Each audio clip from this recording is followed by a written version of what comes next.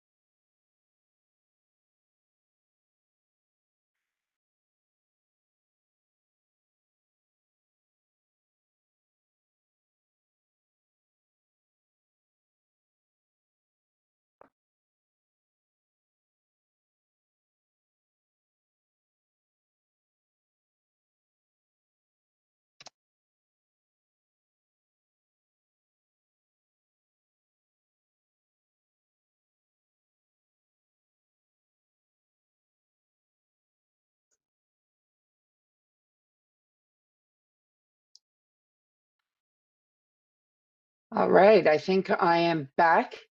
It's unlike a live event. I can't really tell if I'm here or not, so bear with me.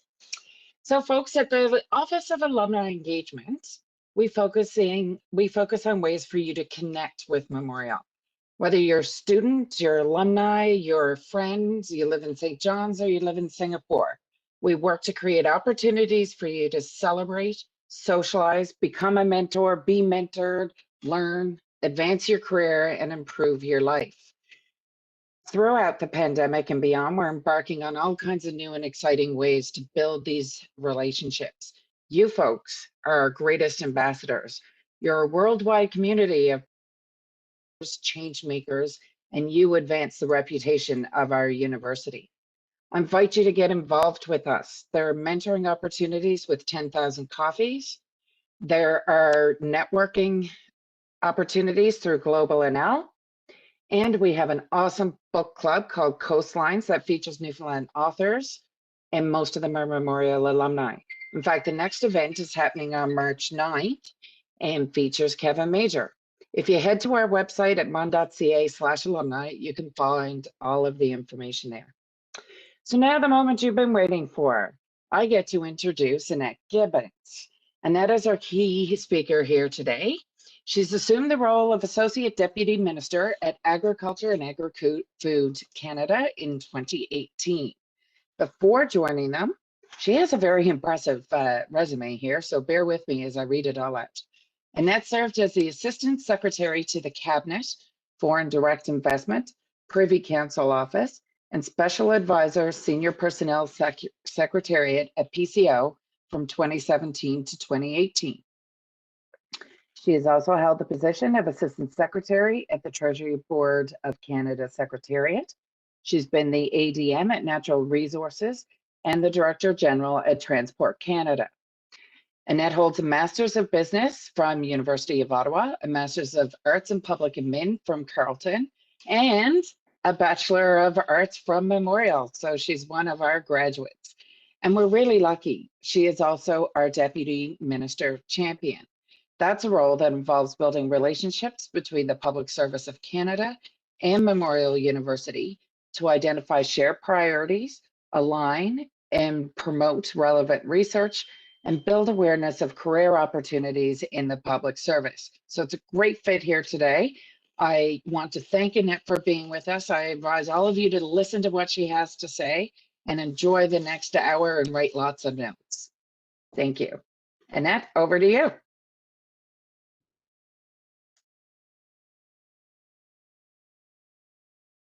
Thank you very much, Lynn. I really appreciate that intro. Just before I get started, I want to say that I am speaking to you this afternoon from the unceded territory of the Algonquin people here in Ottawa. I am indeed a graduate of Memorial. I'm a Newfoundlander. I grew up in St. John's, spent most of my youth and adolescence in Kilbride.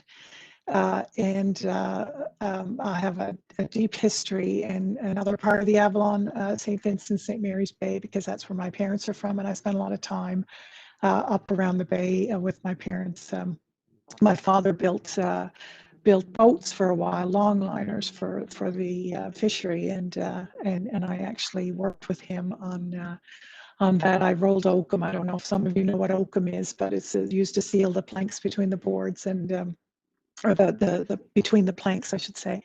And I rolled oakum for almost all of my adolescence and made money from my father, which I put in Canada Savings bonds at the time at 18% interest, I remember. Anyway, I'm getting carried away here with the past.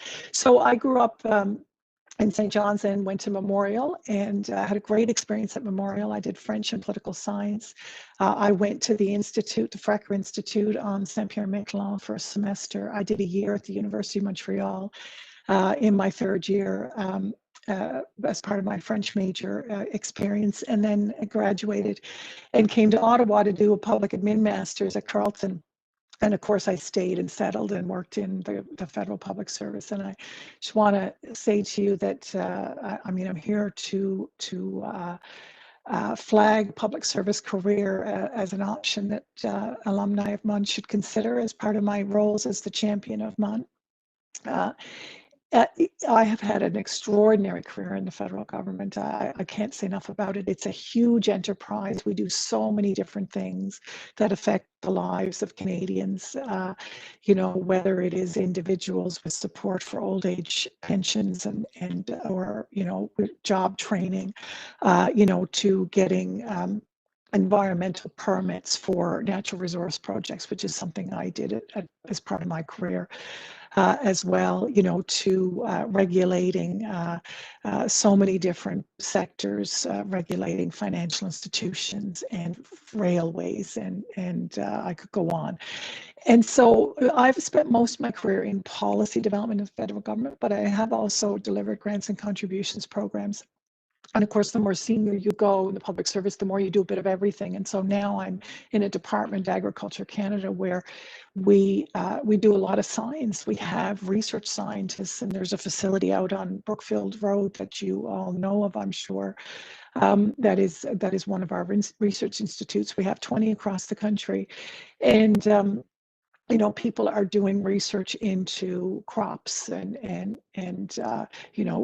for example, adapting to climate change impacts, and making seeds for crops more resistant to the impacts of changing climate. So those are just a variety of things that I've been able to see in addition to my policy work.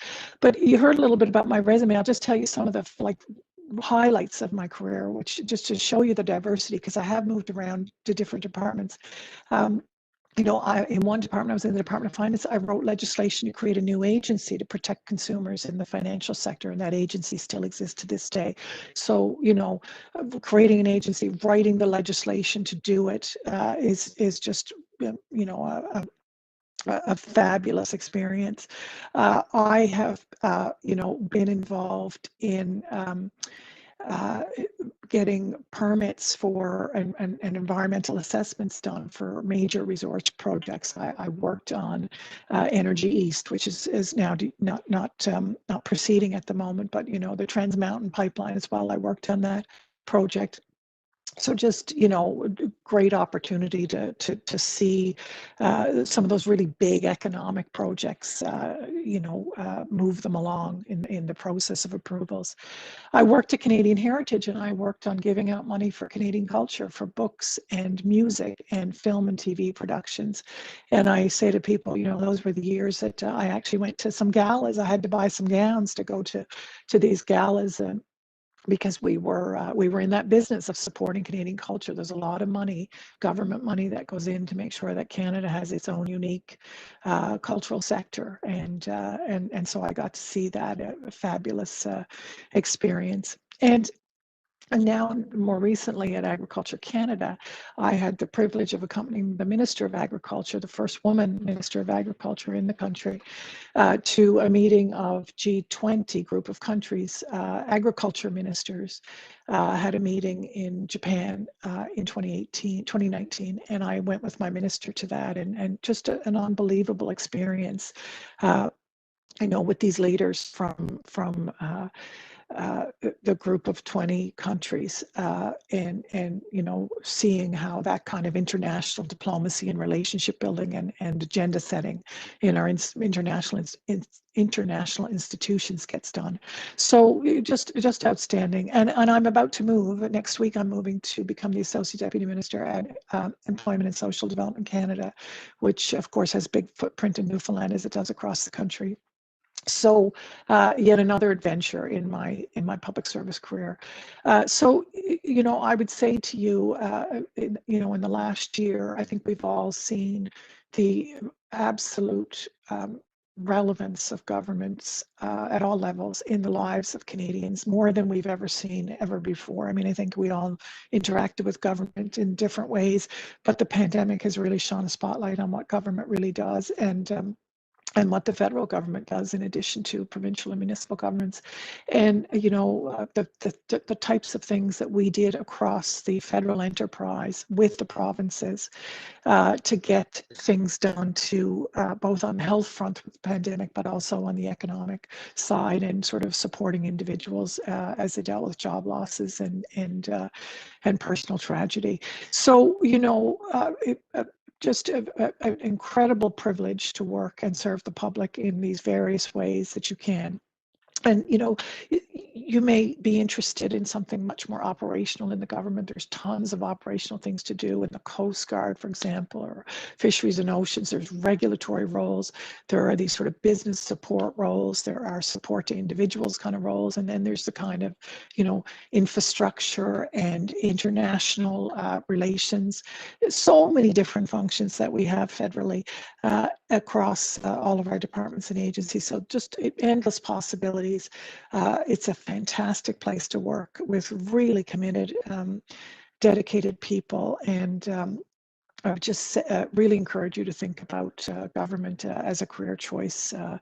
And we have a lot of different programs. Jennifer is going to speak to you about those now. I'll turn it over to her, but lots there for you to think about, and I wish you well in looking at these options. So over to you, Jennifer. Thank you, Annette.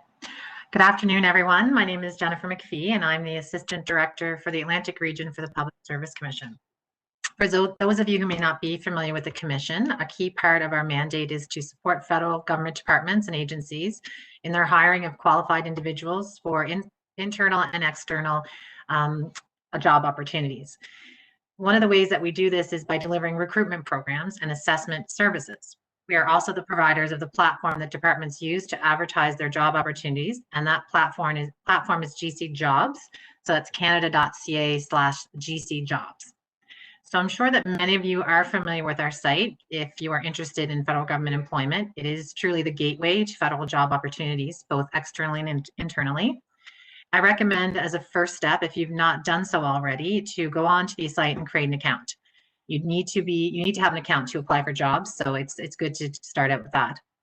A nice feature of your profile is that you'll create the ability to load your resume and keep it there. So it's there and makes it a lot easier when you see job opportunities to apply. Another key thing you should do when you visit the site is to register for job alerts, and you'll see that down in the lower left-hand corner of the cover page. And job alerts is a free email service that notifies you of your new job postings once a day. So you can modify your job search filters so that you will get that email that's tailored to you and your interests, and you can do it by location, salary, job type. There's a wide variety of filters you can use to tailor it to your own personal interests. As active job seekers, though, I would still recommend that you browse all new postings once a week or so at minimum, because there are opportunities that you would qualify for likely, but you may not have set your parameters to enable you to see those postings. And also keep in mind that sometimes durations are short on the postings, so it can't hurt to look at other opportunities as well. There are a few ways you can apply on GC Jobs, and I'll take a few minutes to give you all a little bit of an overview of each of those. We have the post-secondary recruitment campaign, the recruitment of policy leaders campaign, and of course, general recruitment. So the post-secondary recruitment campaign, it's a time-limited campaign. It's usually launched in the fall. We do a lot of promotions around it. So on Twitter and all the social media platforms. It is closed for this year, but what it does is it puts you into streams of career paths, and the streams are different every year depending on the demand and input from our client hiring departments. It's important to note that that this is not a program just for recent graduates. You are eligible to apply if you have a college diploma or a university degree, or you'll have one soon. And so if your degree is 10 years old, you can still apply on post-secondary recruitment campaign. If you are a non-Canadian citizen living in Canada, you are very welcome to apply, but you should note that under the federal act that guides our recruitment, there is a preference to Canadian veterans and citizens who meet the job requirements. The second program I'd like to talk about is the Recruitment of Policy Leaders program. It's a specialized program that invites applications from talented and accomplished professionals, academics, scientists, and thinkers with a postgraduate degree, and they will help shape public policy on the most challenging issues the government is facing today. Selected candidates in this program join the public service in intermediate level roles, typically as senior policy analysts. For more details on the specifics of what is needed to apply, I invite you to review the program webpage, and the most recent process did close in November, but you can see on the site, just monitor it regularly to see when the next launch is for the next campaign. Now with general recruitment, this is where all our job openings that are external to the public can be found. And I did a little search this morning, and there were currently 903 job postings. And so when I say 903, that doesn't mean 903 positions. That represents thousands of opportunities, because many departments in one single advertisement will use it to create pools to fill positions across Canada, and maybe now and in the future. So it really demonstrates to me that their recruitment needs are strong in the federal government, and there's lots of opportunities. So I invite you to look at that site and see what's open after the session. Some little tips, I'll just give you a couple of quick tips before I move on. Read the entire advertisement very carefully when you're looking at jobs. You will have to create screening questions, and they're very important. So they will not, you have to give the details with keywords. So they may ask you to demonstrate how you meet the essential qualifications. You need to use specific and concrete examples, and really focus on what it was that you did as opposed to what your employer did or your team did, because you're wanting to demonstrate that you have the skills. They'll talk about dates and specifics, maybe like recent and significant, and there'll be a definition. So just make sure that what you're inputting in those screening questions meets those definitions. And a little tip that I've used over the years is some of those questions can take you quite a bit of time to develop the answers. So I recommend you save them in a Word document somewhere, potentially use them for the next process.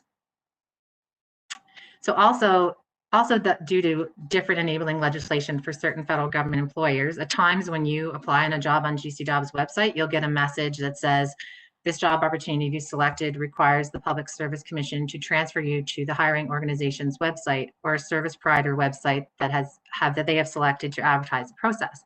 And that's fine, and that's completely normal. And one such example is the Canada Revenue Agency, who are very much in a recruitment phase right now, and specifically also in the St. John's area. And I believe after the session, you're going to be provided with more details on how to access those opportunities. Another important thing I wanted to speak to you about is the importance of self-declaration in the application process. It's really, really important that we have a public service that represents and includes diverse identities, cultures, and perspectives that make up Canada. And the federal public service is very committed to doing this. So I strongly encourage you to self-declare. When you do apply on any job, you'll be asked to fill out a self-declaration form. You can identify yourself as one or more of the employment equity groups. You have the opportunity to self-declare if you identify as a woman, if you are an Aboriginal person, a visible minority, or a person with a disability. There are also other specialized recruitment initiatives listed on our website under the Public Service Recruitment Programs page. And these are interesting initiatives that are led by other federal government departments and agencies. And there are programs there available to train as everything from a 911 operator to a defense intelligence officer to a fisheries officer. And I looked there yesterday, and there are currently 21 programs listed for graduates and 13 for students. So I'd also invite you to look at some of those programs to see if they meet your needs and experience and interests. My last bit of advice when you're applying is not to screen yourself out. If you're wondering if your experience fits what's being asked, but you think you're not close enough, then try. Do your best to explain to the hiring manager what you bring to the roles and how your experience fits. I encourage you to think about your life experiences as well. Perhaps an advertisement says experience leading a team and you've never done that before for paid work, or perhaps you did it in a volunteer role. It's really interesting sometimes to see how our experience in past jobs can help us. For me, it was my experience working in health records at the IWK during university that was actually a key factor in my initial hiring in the public service, and that was 10 years after the fact. So don't discount what you know and what you've done as not being relevant. I would encourage you to research not only jobs, but also the departments and agencies that you see in the different posters to familiarize yourself with the different mandates and the work that's done in these different departments. I think you'll find it quite fascinating that there's so much variety and so many really, really interesting things that are happening in the government of Canada. Finally, I cannot say enough about how grateful and proud I am to be a public servant. I applied 17 years ago on an open clerical administrative positions process on GC Jobs. And since then, I've had the opportunity to work in 3 amazing departments in a variety of challenging and interesting roles. And I've been given so much support to learn and grow, and it just never gets boring. So there is a job that aligns with every type of education possible. I know yesterday's session, we had some questions about students not really seeing where their education fit. And I'm telling you, there's multiple jobs available to any education, because there's every job in the public service. In closing, I'd just like to wish you the very best of luck on your job searches and enjoy the rest of the session.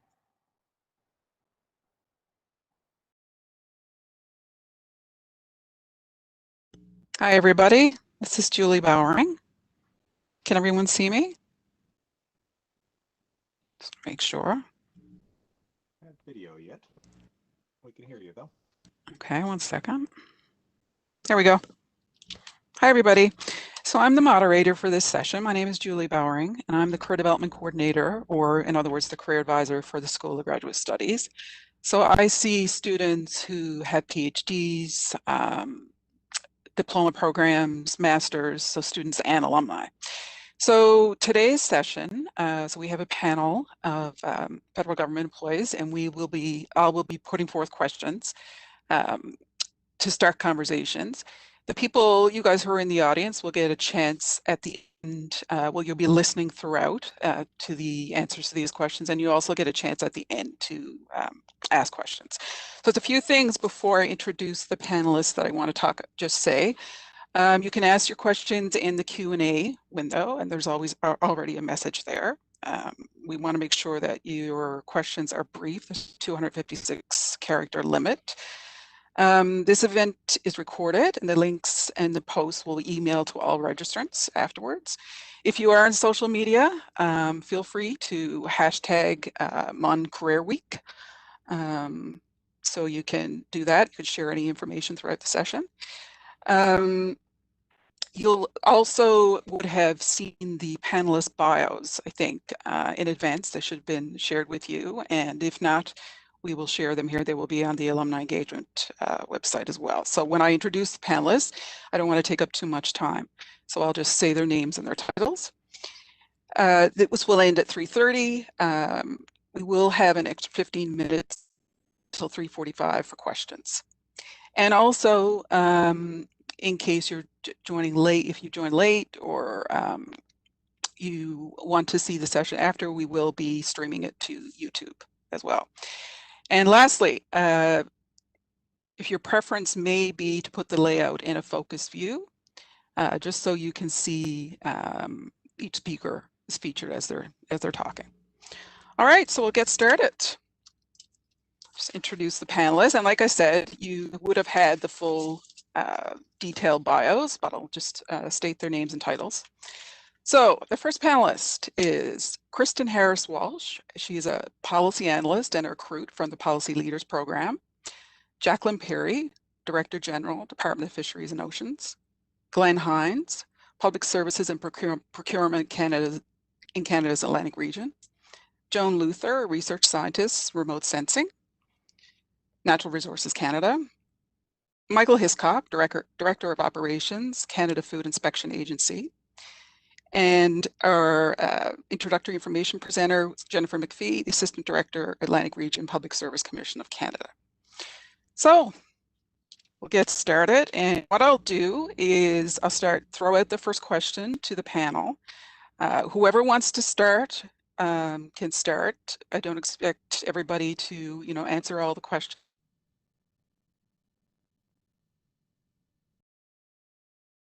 Go information out there. So I'll start with the first question, and this is open to anyone.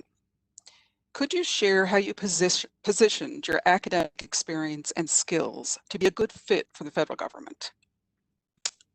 Anyone at all wants to start? I can jump in there, Julie, if you want. Excellent, thank you. Yeah, so I'm Glenn, as I said. I'm the Regional Director General for PSPC in St. John's, Newfoundland. So just start by saying, with regards to, outside the direct question, you can work anywhere in this country today. COVID has taught us that you can actually work anywhere in this country today in many departments and work where you are.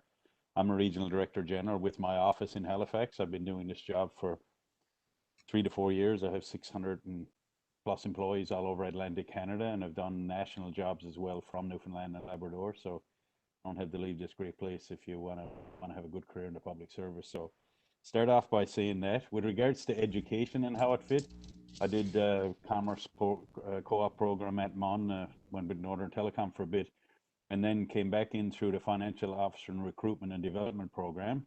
That would surprise anyone that have a finance or a bean counter sort of background.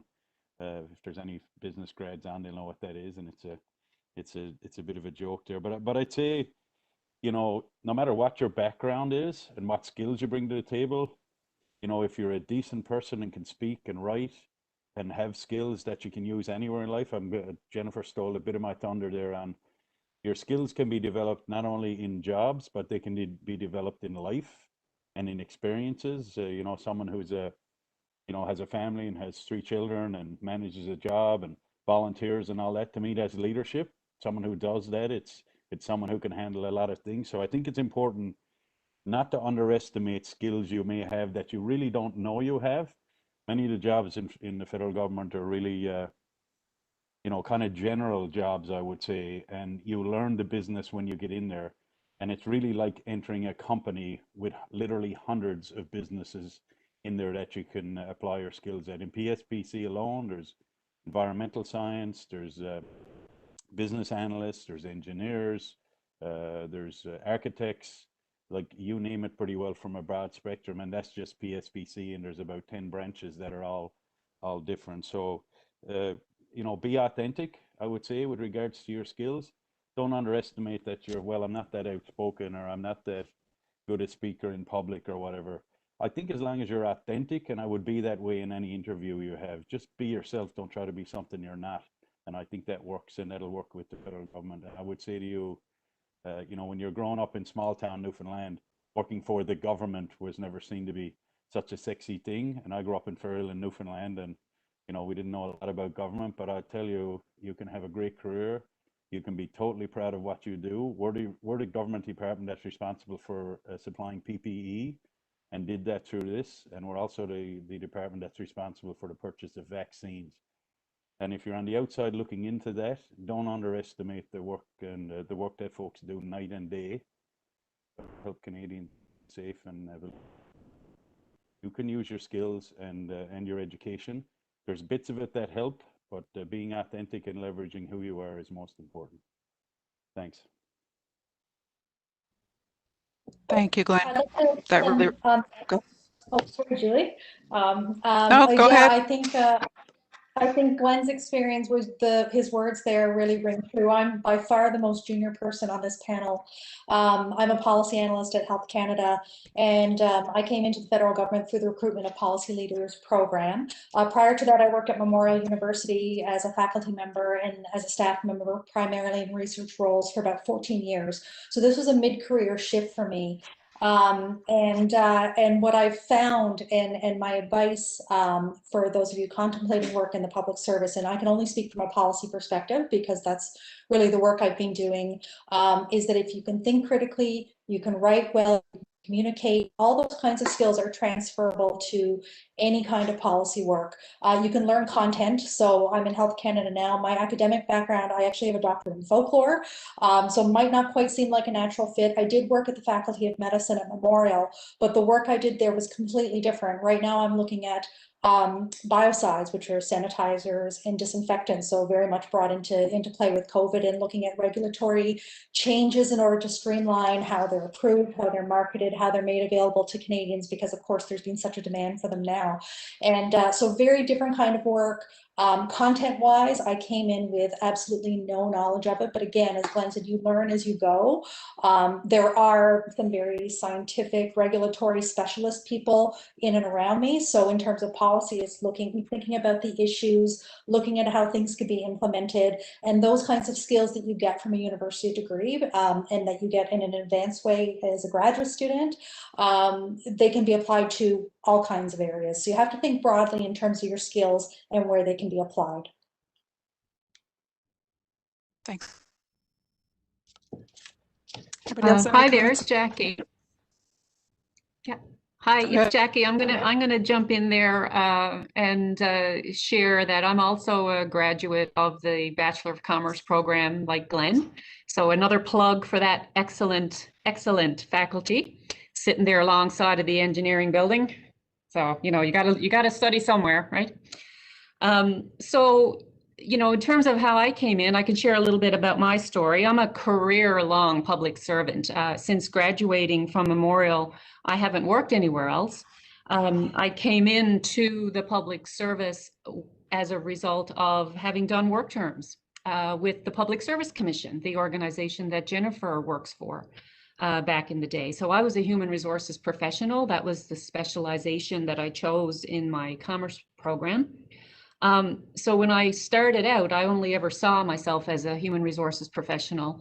And, that's one thing that I would say about the public sector. Where you start is not necessarily where you end up. And you can certainly, through a variety of opportunities, find yourself in a very unexpected but very fulfilling place.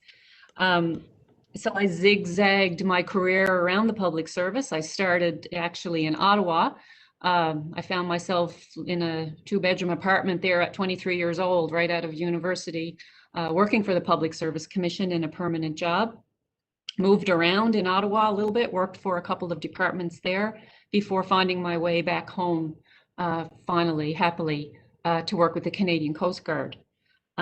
So through that, I found my way into the Department of Fisheries and Oceans, because in the mid-90s, the Canadian Coast Guard merged with DFO.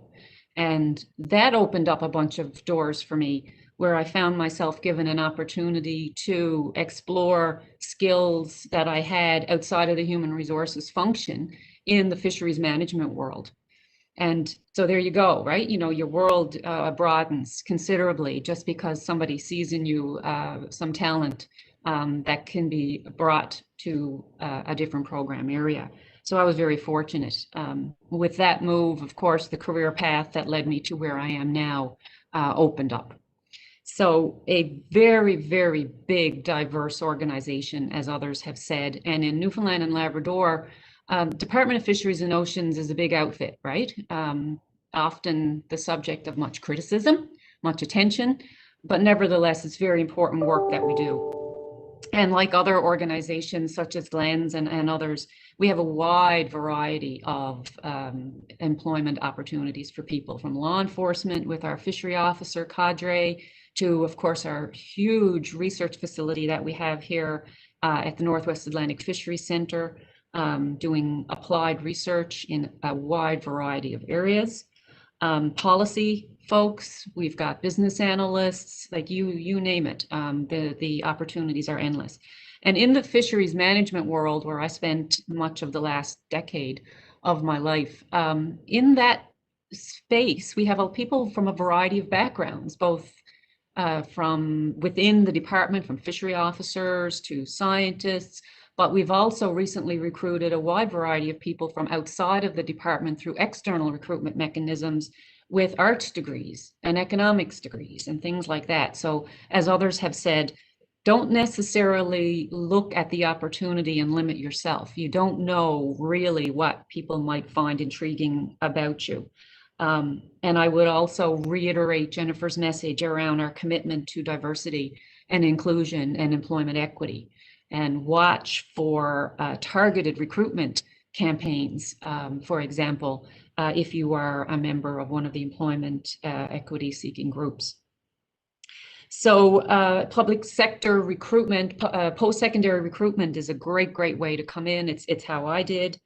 And I haven't looked back since. And I will share with you one little anecdote. It was a surreal experience I had a couple of years ago where I found myself sitting behind the Canadian flag in Brussels at an international meeting. And I was sort of sitting there thinking, I never would have thought, as a little girl in foxtrot with a speech impediment, that one day I'd end up in Brussels representing my country at an international forum. So that's what the public service gave to me. So I'll leave it there and allow others an opportunity to chime in.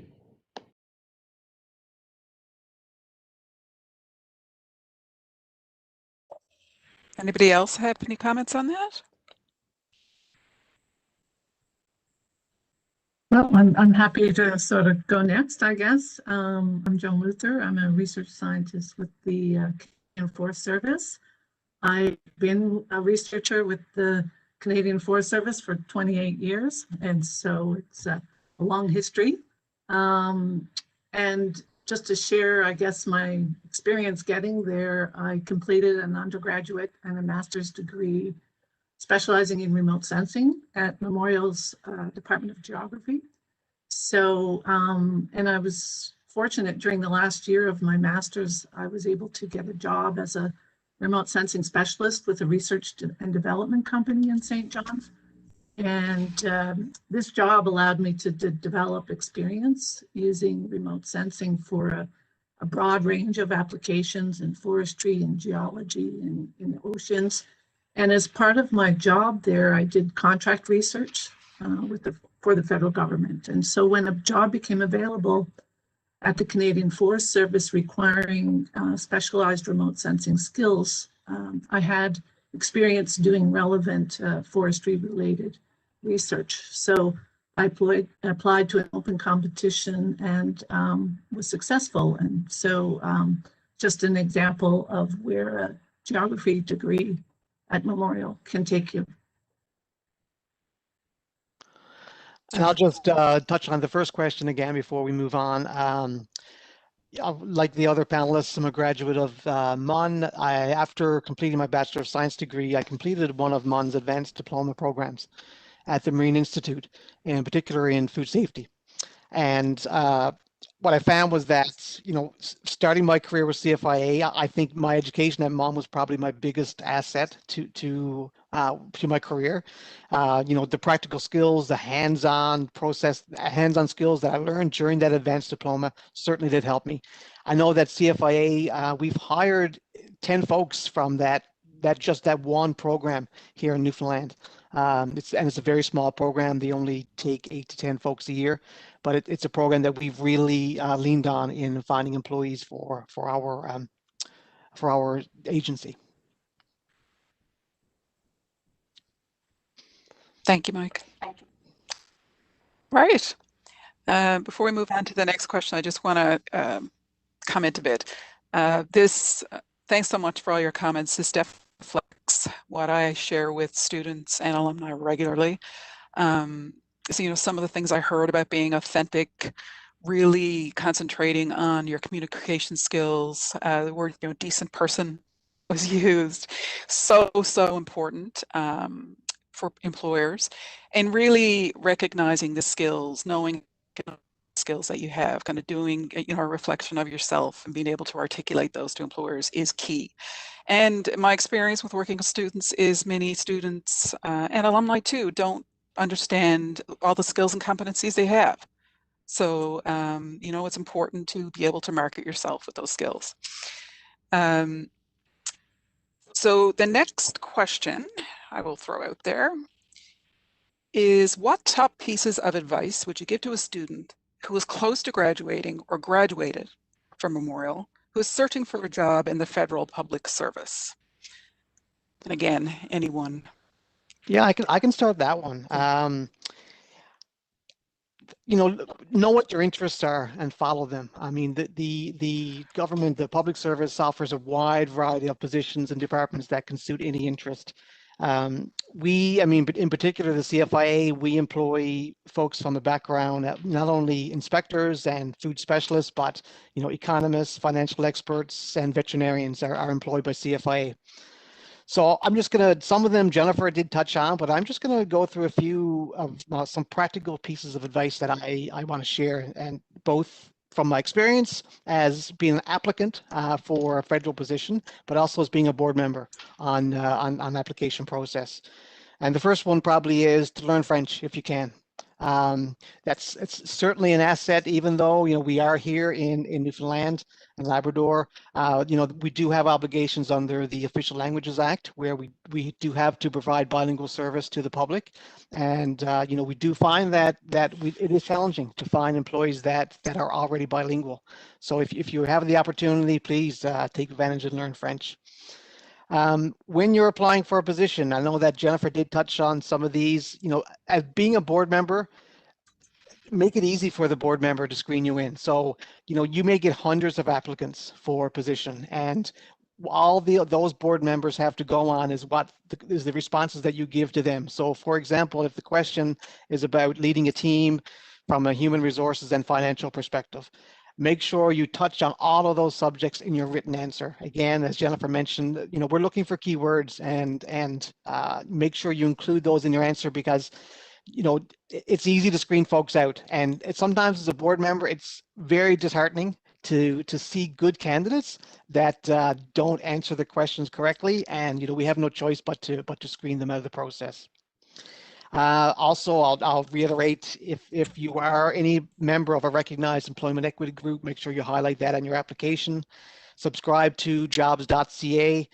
At CFIA, we are separate an agency, so we can use other ways to recruit. So we have used in the past, aside from jobs.ca, we've used apps such as Indeed to advertise positions.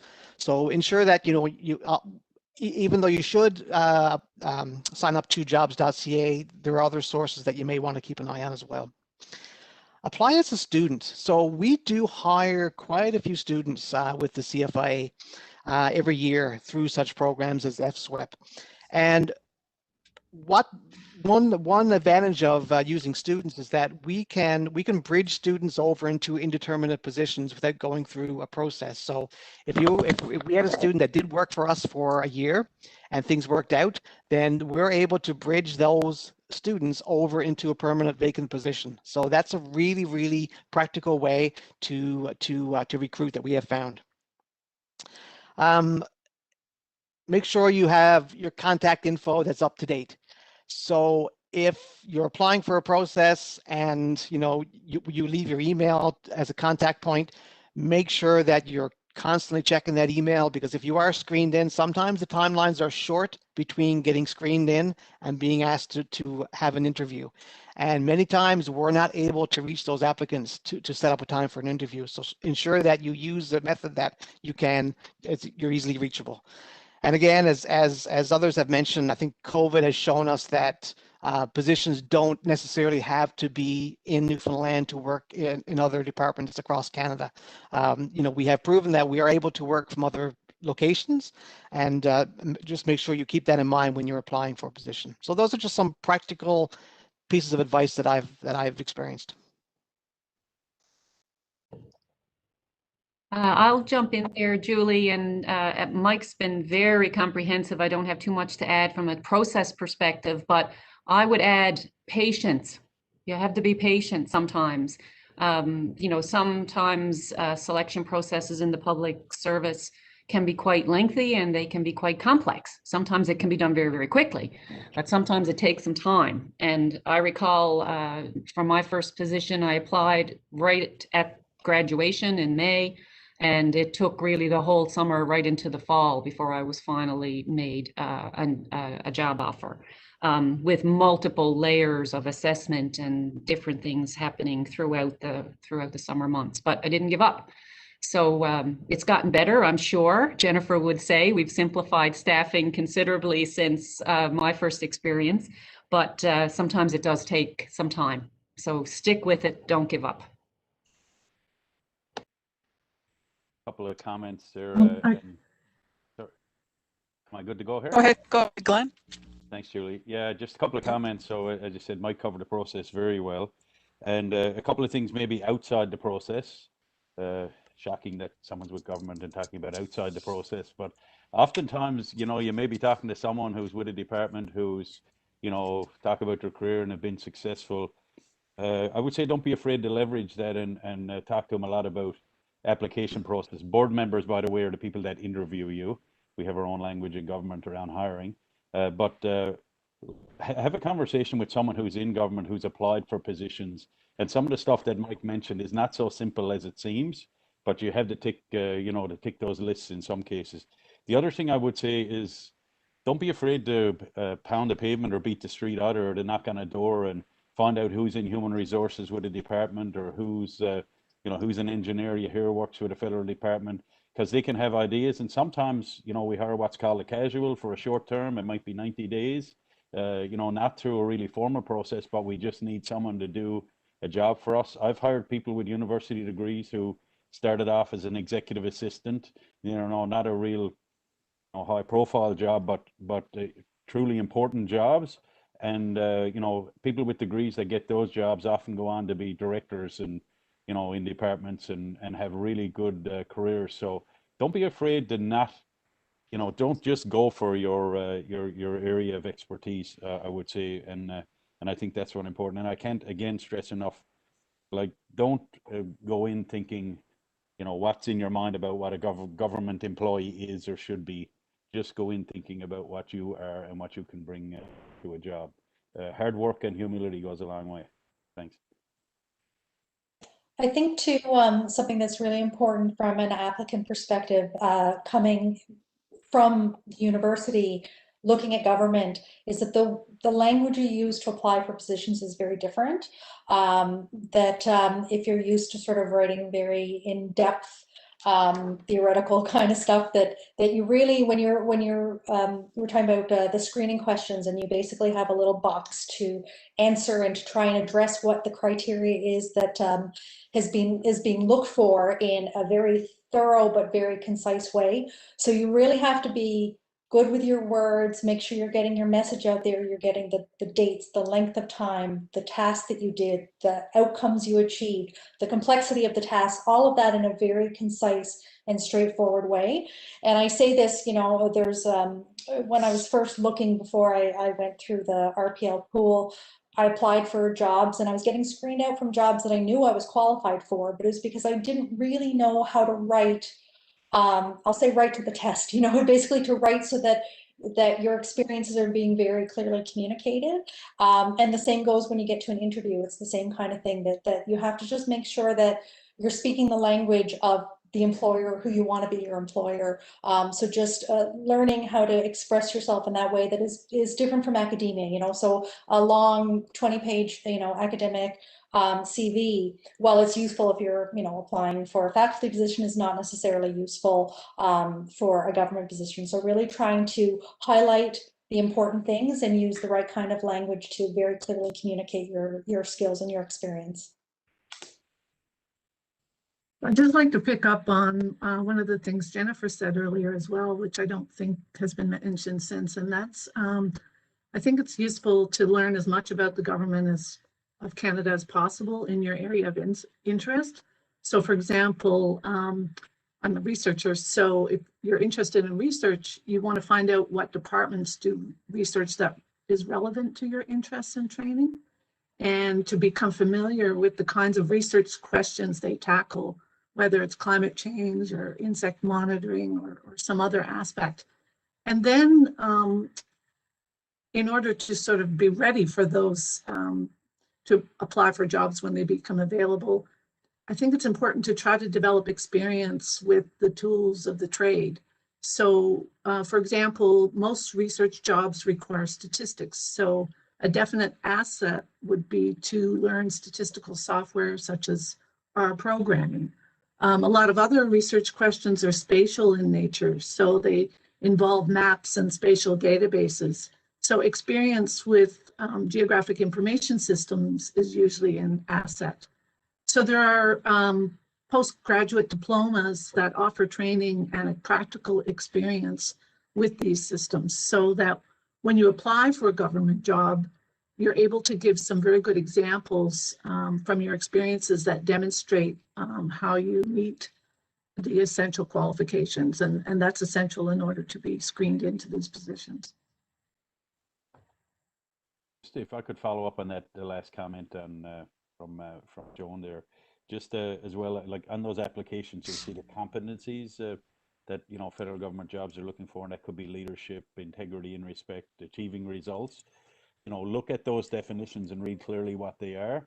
And it always helps to have your stories. You don't have to just memorize them, but you have a story in your head going into an interview about leadership or about achieving results and what you've done, either volunteer or in a specific work experience. But I think it's important to have those stories kind of ready in an interview that you can draw from to respond to some questions that might come up, because you do have to hit those areas. It is a process. Great, thanks, Glenn. Any other final comments on this question? All right. I just want to say that, what I'm taking from this, and of course what I do tell students, is proactive, really, really proactive. Reach out, talk to people, don't be afraid to ask questions, have informational interviews with those who are in the public service. I won't get into what an informational interview is, but basically it's something that I did in my own career to get into career advising. I talked to whoever would listen to me basically about my field and the field that I was interested in. Some other things I heard were, knowing about the department that you're applying for. I know that, some feedback that I've gotten from employers is that they felt that the overall, I'm thinking now, is that, they felt that the candidate didn't know enough about the organization or the department. So that was really, really important to flag as well. And also really addressing those essential competencies and skills. So, when I'm talking to students, oftentimes they'll say things like, well, I don't know what they want. And the job posting is gold. The job posting is it, that you need to really concentrate on what's essential and what's important, and go through everything and to be able to articulate it. And like Glenn said as well, in an interview situation, have those stories ready, at the ready, to explain some of those competencies. All right, thank you. We'll move on. What are ways to think creatively and strategically about connecting with a career in the federal public service?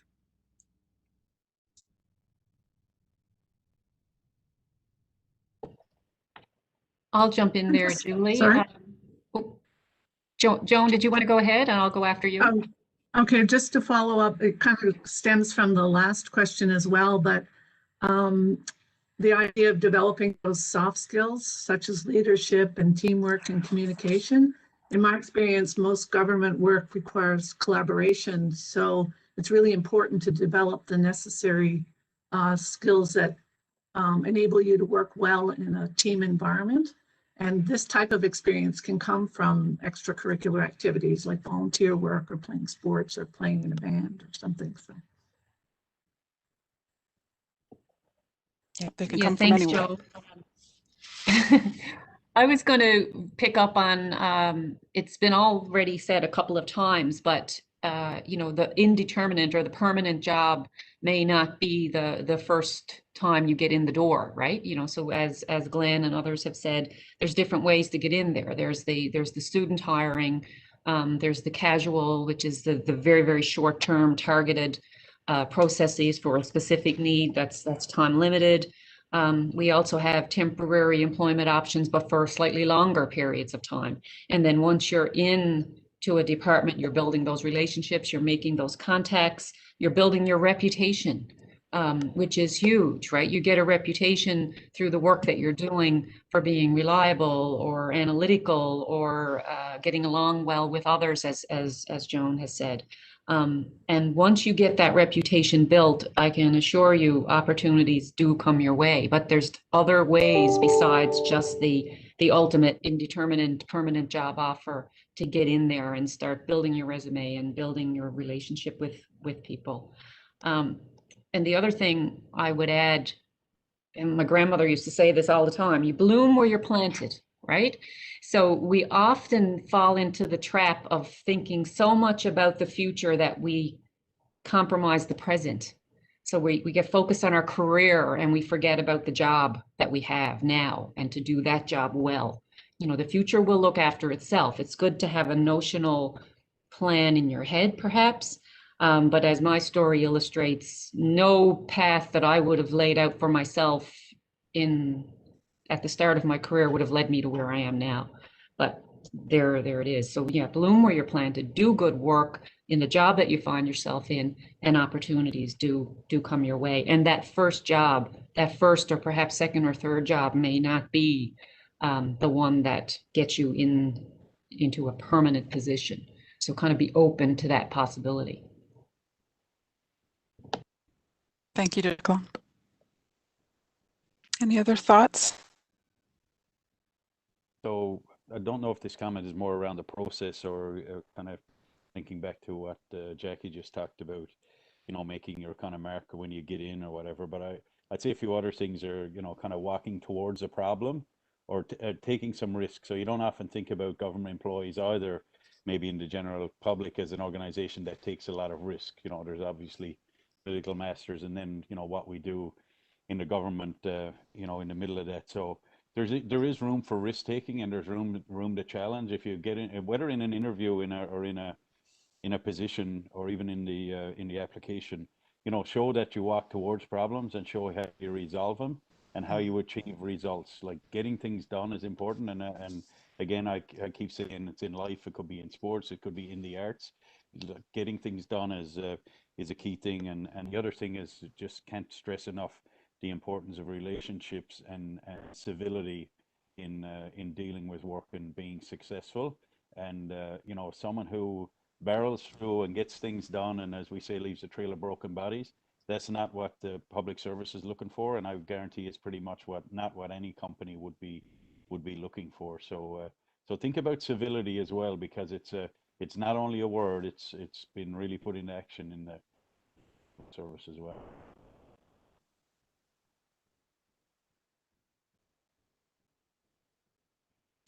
Any other last thoughts?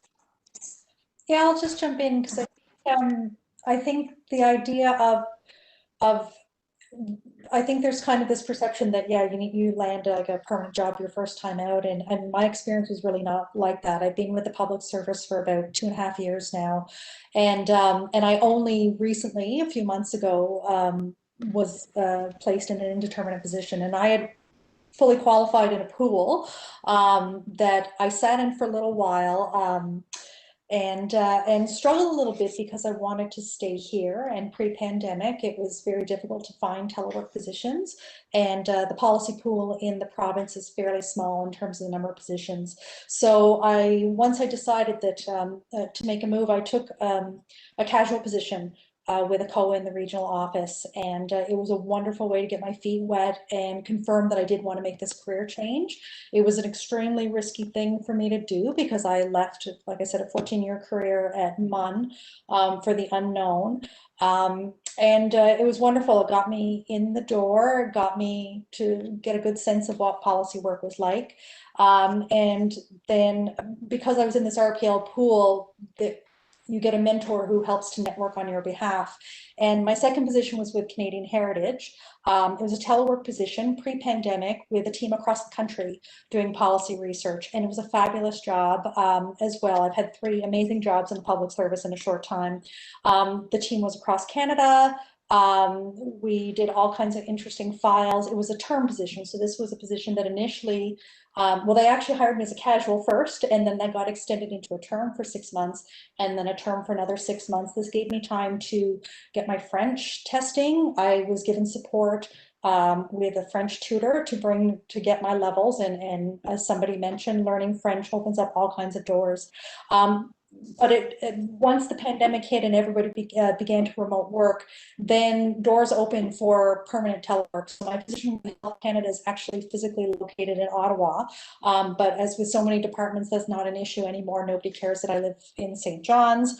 And so, but I had to make a series of sort of calculated career risks, including moving down one job classification level to move from a casual to a term. But again, for the increased stability and the ability to be an internal candidate for job competitions, it was well worth it. And so there is, yeah, you don't necessarily, walk through the door with that permanent job, and you do have to network quite a bit as much as you can, and be willing to try new things, and to diversify a little bit and take a few risks. But those things sort of, let's say, as you do good work and you start to network and you become known, then this can pay off. Thank you, Kristen. Julie, I'm wondering if I can jump in and just speak to remote and telework for a minute. Absolutely. So, yeah, thanks. So it is absolutely true that the pandemic has opened our eyes like never before to the ability of our staff to work telework arrangements, and that's without doubt opened up an awful lot of opportunities. But Fisheries and Oceans is a very highly operational department. And while we have a significant number of employees who can quite effectively telework, not all positions, certainly in my department and in other government departments, will be conducive to that. So I would, just a little bit, temper expectations around that. So for example, if you're a scientist or somebody with a science degree who wants to work in our lab here in St. John's, and your work involves lab work, you can't telework and do lab work, right? So it's something that we need to be mindful of when we're applying for positions, that if you really want to do something where telework is an option for you, then you need to ensure that the work is conducive to that. If you come into a position, for example, with the expectation of telework only to find out that it can't happen for some operational reason, then that could be problematic on both sides. So make sure you do your homework on whether or not telework is an option, if that is in your thinking in terms of a criteria for selecting opportunities. So going to be a little bit of a fly in the ointment on the telework, but it certainly has been an amazing shift in culture for us as a public sector to embrace the whole idea of telework. And for managers who have been around for a long time, who never dreamed that they could have a team of people working effectively outside of their line of sight, it's been extremely eye-opening. So thanks. I just wanted to pick up on that. That's a good point. Yeah, Thanks, I Jacqueline. think that's a really good point there, Jackie, because the same in our department in PSPC, we have infrastructure across the country. We operate and maintain pretty well most of the buildings in the country, do work on wharves, breakwaters, big environmental cleanups, all that sort of stuff. And, having employees physically where those jobs are, in some cases we have to be part of the community and have to understand the community. Sometimes it's a matter of understanding the culture. So like Jackie with DFO, with PSPC, yes, lots of opportunity and significant opportunity to work across the country from Newfoundland, but many, many jobs that are located here and for good reason, and many jobs where people physically need to be at the workplace. So yeah, totally agree with that. Thanks, Glenn. Any other last questions from our audience? Okay. So much of what I tell students and alumni, and I know my colleagues do as well at Memorial. I know Danielle is here, she can certainly relate. So this is so great that, you know, we can acknowledge this, and it's, you know, all these things, the skill, competencies, these are also important, and being able to articulate them and transfer them, even more important. So I think we can start some of the questions to come to me.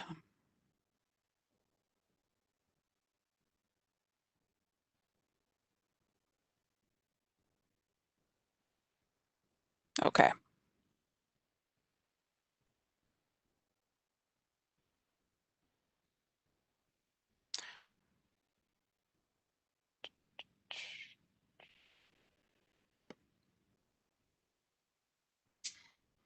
Okay.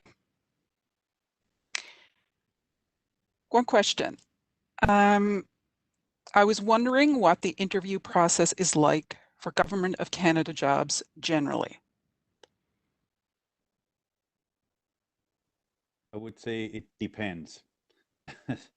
So, and that's it. No, just kidding. But it does depend on the job and the type of interview. If it's an interview for an executive position, likely less detailed, be brief, be clear, and probably be gone in an interview. You're dealing with, you know, deputy ministers and folks that have, you know, really tight schedules. I just did a process where I had 369 applicants, 369 applicants for one job, fairly high level job. So understand that interview processes can be, you know, can be very quick. They can be a little daunting, I would say, at times. It depends on the candidate, and the questions are tough. But you know, when you get in there and you get questions, oftentimes you'll get the questions in advance. You know, go to a room for 30 minutes and formulate your answers and stuff. But you know, it's almost like an exam, and you guys have done a ton of them. Don't know that I'm the best to give advice on exams, but it's like, you know, break it up into time. You've got 4 questions, break it up, hit the key bullets in them, and if you've got 5 minutes to respond, take the 5 minutes, and you want to get your information in there. But you know, tell your story and really try to relax, because you need to show who you are. Like that's the key. In it's okay to be nervous. We expect if you come to an interview process that folks can be nervous, but you know, it's not a you know, it's not life or death. You need to relax and you know, kind of enjoy the process, take what you can from it. The other piece I would say, that if you're not successful in a process or an interview, there's not one of us who wouldn't, or no one I know that wouldn't be happy to spend the time with you to tell you, you know, where you went wrong or where you could have done better. And that is very important, whether you're inside the federal government or not. Like, getting feedback is key. Glenn, I jump on to the it depends comment. You know, there's a wide variety of selection tools that you will see used in the public sector. And some of those will be used primarily to assess your technical knowledge. So if, for example, you're one of the engineers who are listening in, if you're being hired for an engineering position, there might be some questions focused on your technical knowledge of that field. And that may be done through a written exercise as opposed to a verbal interaction with a panel of people. Usually, I would suggest, and perhaps Jennifer can chime in here as well, that the face-to-face interaction tools, like the traditional interview style process, might be reserved for those competencies like interpersonal skills, verbal communication, things like that. So, because you want to get a sense of who the person is as opposed to what they know, right? So different tools will be used to assess different aspects of the qualifications. Reference checks are still very much a part of our processes.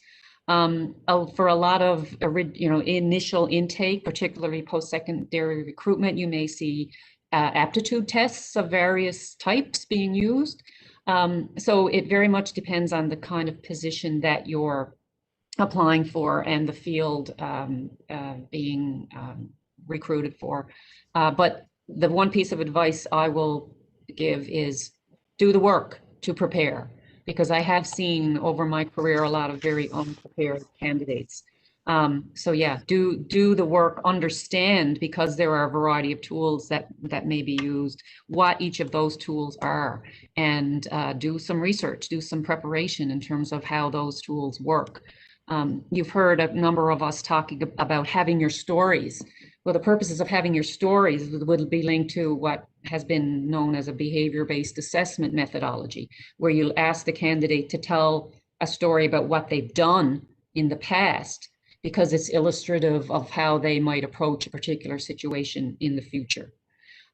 So that's the story. You know, I found myself in a situation with a difficult employee, and this is how I dealt with it. And that kind of an answer signals how you could be expected to deal with those kinds of situations in the future. But understand the process, know the various tools that are being used, and do the work to prepare. Thank you, Jacqueline.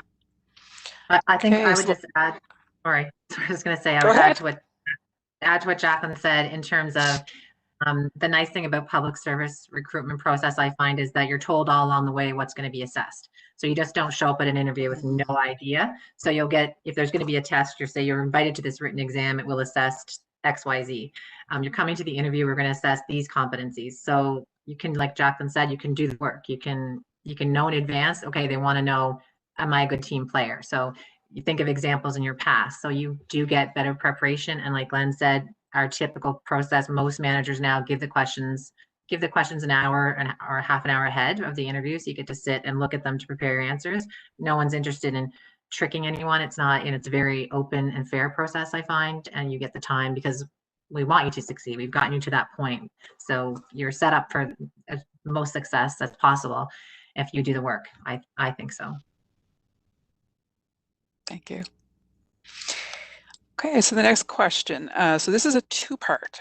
The first part is, how long does it typically take from applying for a job posting through all screening phases to getting a job offer?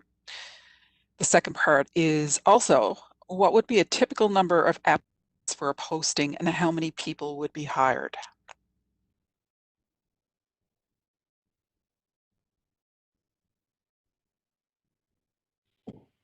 So I'll jump in. I guess think that's we're a depends question. Yeah, yeah, we're gonna have to go. We're gonna double down on it depends. As I said, the processes can be quite lengthy, months perhaps. In worst case scenarios, sometimes many months. But we also have examples where it can be very, very quick. So it depends on the job, depends on whether it's an indeterminate or a permanent position or a quick targeted hire for a specific purpose. And similarly with the numbers, for some of our entry-level administrative positions, for example, we will see hundreds and hundreds of applicants. And then it becomes a challenge in terms of, screening and getting it down to a manageable number. Similarly, I think Jennifer mentioned that we create pools a lot of times so that we have these pre-qualified groups of people that we can draw on. So a particular pool may be created for one specific position, but used in the future during the lifespan of that pool, which can be years in duration, depending on the type of process, to draw on repeatedly. So it very much depends on the situation. Thank you. Anyone else?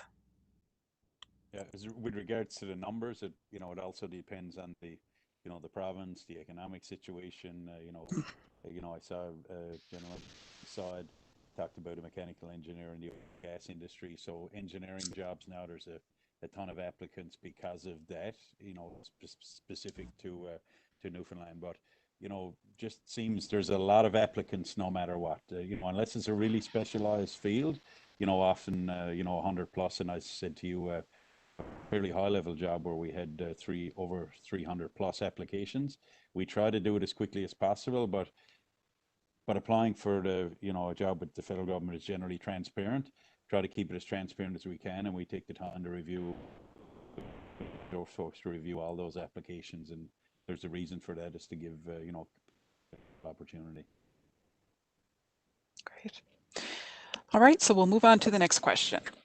So this one is from an international student, wondering what the soft skills are that would be good to work on as an international student so they can turn that into a good resource in the near future. So I'll jump in on that, and you know, I think I was at the beginning. I said, you know, a decent person, and show that they're that. And I would just say, you know, think about anything you do in your life, and you know, whether it's with your family, whether it's with sporting and arts or whatever your interests are outside. Like, is there anything you don't get done with a good relationship? You go to a restaurant, and if you're human and decent with the person who's serving you, you get better service.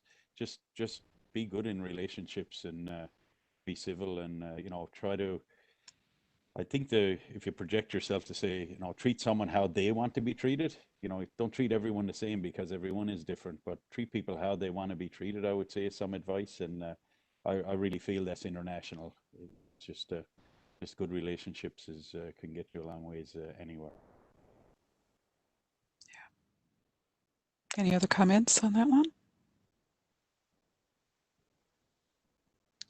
All right, there's a few questions here, so I'll keep moving through them so we can get through as many as we possibly can.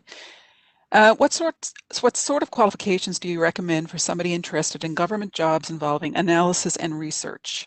Strong background in statistics necessary. I would say yes. Okay. Yeah, I'll offer a perspective as well. Given that DFO employs a lot of folks involved in analysis, it's certainly helpful. You know, we have people who are trying to figure out how many fish are swimming in the water and how many of those fish we can safely and sustainably harvest every year. That is, in essence, if it is a quantitative assessment method for a particular stock, it's statistics. But we have quite a lot of people who are doing that analytical statistical work, but coming from a biological background. So some of that skill set they've they've acquired on the job once they've gotten there. But that fundamental aptitude is essential for that kind of work. We also have economists that are, of course, analyzing economic data, fishery performance data, and similar skill set there, but they're coming with the economic background as opposed to the biological background. But fundamentally, we're asking the same thing of people. So it's certainly very, very helpful to have that aptitude to bring to the table.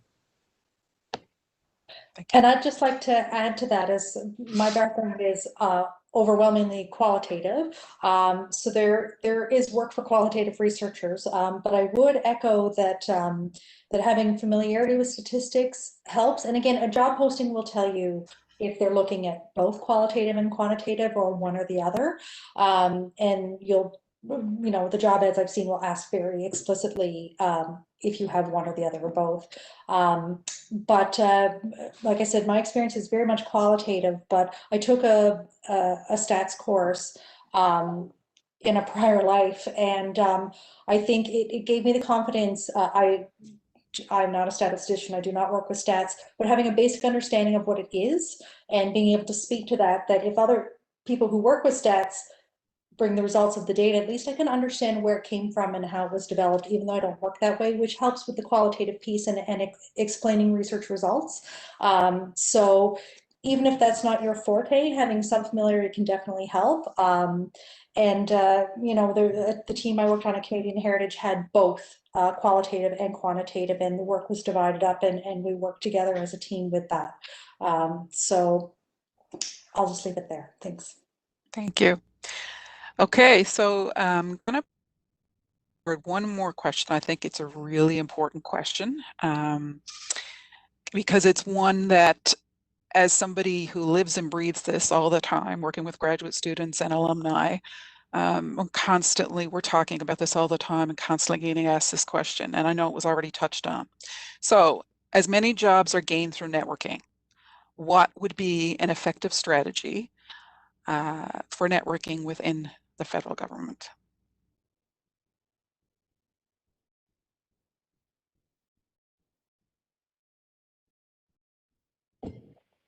I'll jump in. Of course, it's easier to network when you're in, right? When you're already in the system and you have a position, whether it's a student position or a casual position. We see entry level folks jumping onto committees, working in ways that cuts across the organization, volunteering within the organization for different things, different initiatives, charitable campaigns, things like that. And that essentially gets you meeting with people outside of your immediate professional circles. But that's when you're in the door. Obviously, it's more difficult to network with public servants if you are not yet a public servant. So, I saw a question scroll up there about proactively reaching out to managers. Is that appropriate? I would say yes. If somebody reached out to me and said, can I talk to you for a half hour about careers at DFO, or what options there might be, ways to seek employment with DFO, I would welcome that opportunity. So, proactively reaching out. The worst an individual is going to say is, no, I'm sorry, I don't have the time, or I can't right now. So, that's the worst that's going to happen. So I would definitely not discourage somebody from doing that. If there's a particular government department that you have an interest in, to find out who works there and reach out to them and talk about the opportunities. And that in and of itself is networking. Yes, thanks, Jacqueline. Great advice. Anyone else before we clue up? Any other comments on that?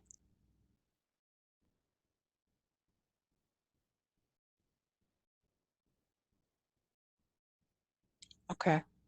I'll just add to that, Jacqueline, that what you just described is what I referred to earlier as informational interviewing. So basically talking to people, in a certain area that you may be interested in, finding out more about it. And like you said, I get asked that all the time. Is it okay to contact people? And like you, I'm more than happy to chat with people about my career. And most people are. And like you say, the worst you could get is a no. So I will say, I know there's other questions here. We will address those, collect those and address those, get the answers out by email. So I want to say thank you very much to everyone on the panel. This was wonderful, and thank you for telling your stories and being so authentic, and just giving the practical advice that I think students and alumni need to hear.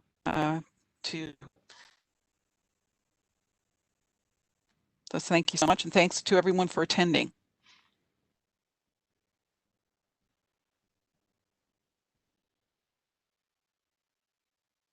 Everyone, Thank you. bye.